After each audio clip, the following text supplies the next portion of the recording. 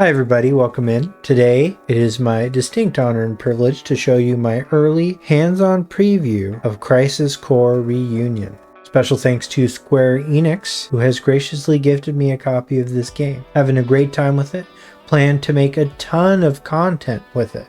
I'm Schrodinger's Baby Seal. If you haven't already, please hit like on the video and subscribe to the channel if you want a ton of Final Fantasy VII related content.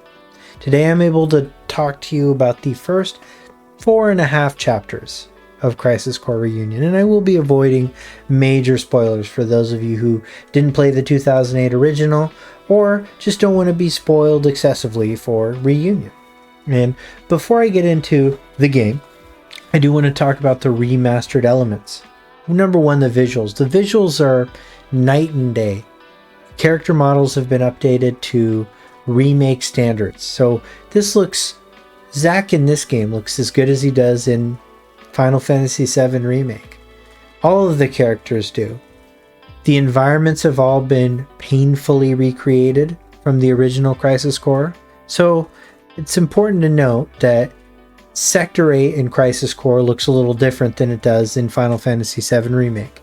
And for gameplay reasons, expect Crisis Core Reunion's environments to be a faithful recreation of the map structure and overall aesthetic of the original, just brought to a level of fidelity fitting a modern title. Certain CGI videos that came pre-packed with Crisis Core, which were originally done by Visual Works, or among the highlights of the original game, those are still here and they are intact as they were. A few modifications have been made to them, like they've updated the Buster Sword to match Remake's design, but it is to be noted that visually they come in at a lower resolution than the rest of the game. But they still look incredible and still provide some of the best set pieces the games have to offer. As far as other presentation remastered elements, there's the music, which has been reorchestrated. Now, it's been reorchestrated in a way that is, once again, a painstaking recreation of the original soundtrack. So expect it to sound the way that you might remember it, just at a high fidelity.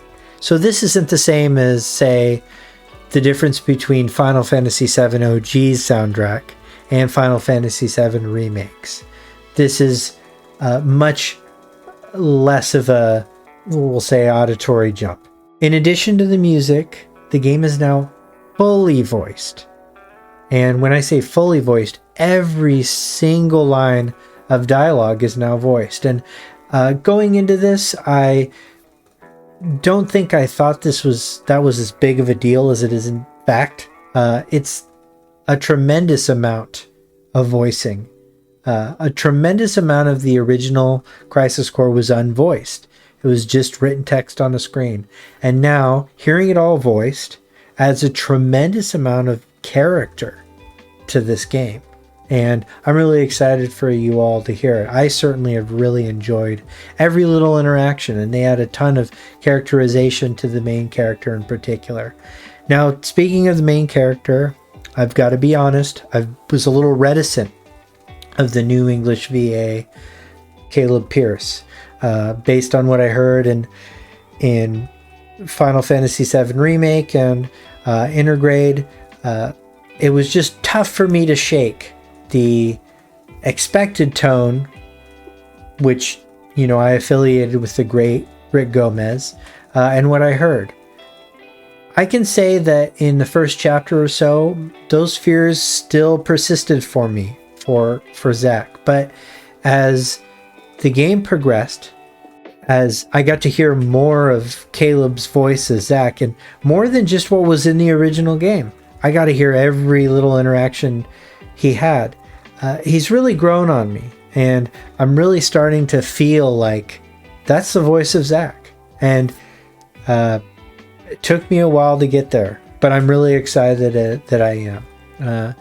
In addition to the presentation stuff and the visual stuff, I think the gameplay overhauls and the quality of life adjustments that they make are just incredible and make the game infinitely more playable.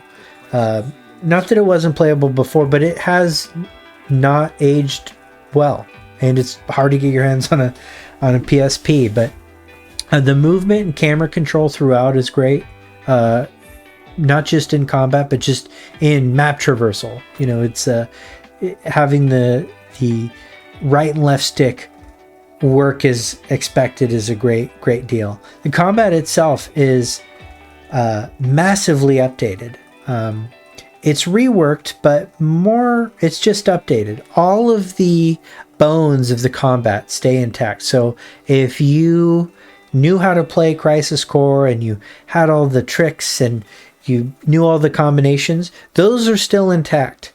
But we've now added better movement, better camera action, a combo system, a much better spatial orientation.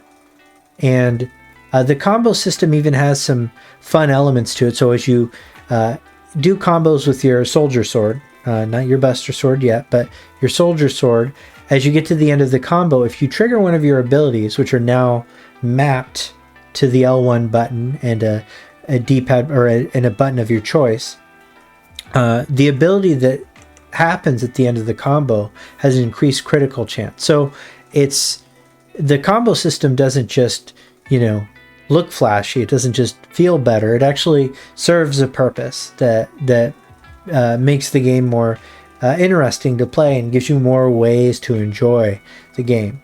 In addition to those gameplay improvements, in part of one of the most notorious elements of Crisis Core is the DMW, the Digital Mindwave system, which is this like roulette that constantly spins at the upper left-hand corner of your screen. And as the pictures line up and the slots line up, you get a little memory sequence and you get to do a limit break. And in the original, that limit break just happened and interrupted combat. And in Reunion, they've now made that, one, skippable, and two, it maps to a button. It maps to the triangle button. The same goes with summons, which you get through materia that are special materia, or summon materia gifted you from different quests, etc. Those will do the same. They will line up and they will store to the stick keys. You press down on the L3 and R3 buttons, and you can trigger them at will. You don't have to trigger them the moment that they happen. You can save them. You can use your DMW limit break and then your summon limit break right afterwards at a more opportune time for you. So it massively improves that element of combat. And beyond combat, there's other elements of the game that have been massively improved by quality of life changes. Mission markers now show up on the maps. And if you're going through Sector 8 and you kind of are wandering and you hit the map key, you'll see indicators of little quest lines or subquests or points of interest. You also get a pretty comprehensive tip section that will give you instructions on what missions you need to do to acquire key items and summons and shops. And it improves the playability of the game a lot. If you want, it gives you some agency on how you want to progress through the game. I'm a completionist, so I have a tendency to do every little thing. But if you want to just kind of mainline the story, but not necessarily feel like you're missing out on a bunch of stuff, the tip section comes in handy. And the tip section gets updated as you progress through the game and as you go to each chapter. Huge quality of life improvement, in my opinion. Now, looking at the first 4.5 chapters here, we of course start with the prologue chapter, which gives us a basic introduction, rundown, and then we get to chapter 1. And chapter 1 has been covered in a lot of areas, and I'm not going to focus too much on chapter 1. It's a brief introductory mission to Wu Tai, and that was available in the demo, and so again, I'm not going to spend too much time on there. Chapter 2 is our first look at Midgar, Sector 8. We get to go down and see what's happening outside of the Shinra HQ and interact with the fan clubs, and it's our first look at what the city looks like in Midgar, and it's how we get a little bit of characterization for Zack. Moving on, we move on to our first mission, and our first mission takes us to Benora, the origin town of Genesis and Angeal. Anybody that's familiar with my content knows that I geek out about Benora a lot, and all of Benora's references in other games in the compilation. And it's the origin town of Genesis and Angeal, and we get a little bit of backstory. We get to hear the origin story of the Buster Sword, and we even get to play the same mini games as before. There's a mini game that involves you slashing at missiles as they are about to barrage a Benora warehouse, and that's intact. And we start to get some important lore about the upcoming struggle, right? Chapter 3 is where kind of the core of the crisis starts to become clear. Fallout of the events of the previous chapter, as Zack is starting to make his way through the ranks. And it's our first look at other Turks. So we had been introduced to Sung in the previous chapter, but in chapter 3 we get to take a look at Turks we love and know, notably Reno and Rude, who were fan favorites, to say the least. But we also get introduced to Cisne. Cisne is actually introduced in Before Crisis, a mobile-only game that is no longer available in any form. But one of the playable Turks that you get to choose in Before Crisis is Cisne. And Cisne, by the way, it means swan, and it's not her real name, but it's representative of the kind of weapon she uses. And she's voiced by Kaylee Mills, and she does a tremendous job, and they really nailed her essence, and it's a big joy to see her show up in this chapter. Next we have chapter 4. Chapter 4 is when we first get to meet Aerith, and I cannot stress enough how fantastically portrayed Aerith is in this game, both through her body language and her voice acting. Brianna White voice acts flawlessly. So all the charm that you would expect from her, all the charm we saw in Remake, it's turned up to 11 here, and we get to in chapter 4 enjoy like silly mini games and experiences as Zack and Aerith's relationship burgeons and dismantles the love triangle debate, and it's a great chapter. It's a lot of fun, and I know that you guys are all going to enjoy that a lot. There's some favorite moments of that I think are going to be tweeted about a ton for the next year or so. And then next we have chapter 5. Chapter 5, I'm able to tell you about the first half of chapter 5, which involves a plane crash in Modeoheim, or a helicopter crash, I should say. And it's our first introduction to Cloud. So we get to meet Cloud Strife, and I squealed with delight when I first saw him.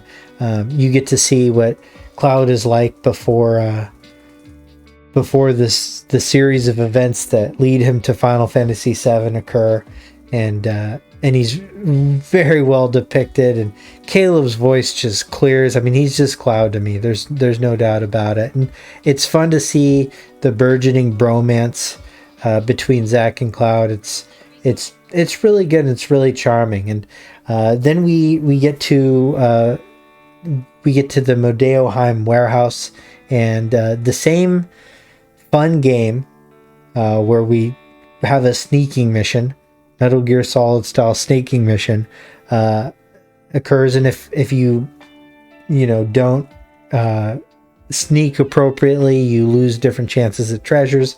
It's maybe not my favorite part of the game, but I do appreciate that it was very faithfully reproduced here. And I'm really excited for this game. I'm not sure if you can tell. I'm excited to get to tell you about other stuff that happens in it. For now, though, this is as much as I can show you. And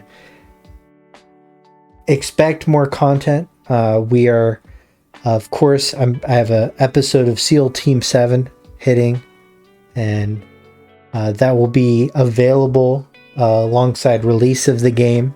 It will include myself, Philip Hartshorn, Blitz, the Night Sky Prince, and Sleep Easy, all of whom will have extensive thoughts about Crisis Core Reunion and what it means for the greater compilation. So once again, thank you so much for joining me. I hope you have a great time. Enjoy your holiday season and enjoy Crisis Core Reunion. Thanks a bunch, guys.